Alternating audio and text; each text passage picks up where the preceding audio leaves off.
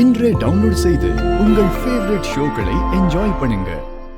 புவனேஸ்வரியும் அவங்க அண்ணன் பசுபதியும் இவ வாபஸ் வாங்கலன்னா உங்க பொண்ணோட கதியை நினைச்சு நீங்க ரொம்ப வருத்தப்படுவீங்கன்னு மிரட்டிட்டு போனாங்க ஐயா.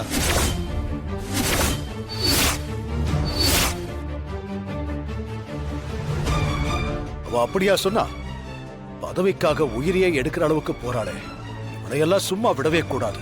ஐயா, ஒத்த பிள்ளை கஷ்டப்பட்டு படிக்க வச்சு ஆளாக்கி இருக்கேன். நான் கடையில இருக்கிறதுனால எல்லா இடத்துக்கும் அவ தான் தனியா போயிட்டு வரா. அதாங்க ரொம்ப பயமா இருக்கு எனக்கு. நீ என்னமா சொல்ற? உன் அப்பா ரொம்ப பயப்படுறாரு. எனக்கு எந்த பயமும் இல்லைங்கய்யா. ஊருக்கு நல்லது செய்யணும்னு நினைக்கும் போது இந்த மாதிரியான ஆட்கள் பிரச்சனை பண்ணி பயப்பட வைக்கிறது சகஜம் தானே. தமிழ், நீ தனியா போனா கூட எங்க பார்வை உன் மேல இருக்குன்னு உன்னை நெருங்கிறதுக்கே பயப்படுவாங்க. அதனால நீ தைரியமா இருடா. அவளை வர வைக்கிறதுக்கு ஏதாவது யோசனை இருந்தா சொல்ல. உங்களுக்கு நெஞ்சு வலின்னு அந்த பொண்ணு வீட்டுக்கு நான் ஃபோன் பண்ணி சொல்லிடுறேன். ஐயோ, ஒரு நிமிஷம் இருங்க. ஹலோ, வாங்க. எதை பத்தியும் கவலைப்படாதீங்க, வந்துடும்.